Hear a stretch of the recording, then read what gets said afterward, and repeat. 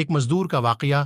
ایک رات سلطان نہ محمود غزنوی رات کے وقت معمول کے مطابق گشت پر تھے اور ایک تندور کے پاس کسی شخص کو سویا ہوا دیکھا تو اس کو اٹھا کر پوچھا کہ وہ کون ہے۔ جواب میں اس شخص نے سے میں اس المشخص دوے بتایا کہ وہ غریب مزدور ہیدن بھر مزدوری کرتا ہے اور رات کو اس تندور کے پاس ہی سو جاتا ہے۔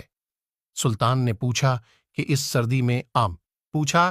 سردی میں اس کی رات کیسے گزرتی ہے، تو اس مزدور نے جواب میں جو کہا اس نے سلطان کو ہلا کے رکھ دیا۔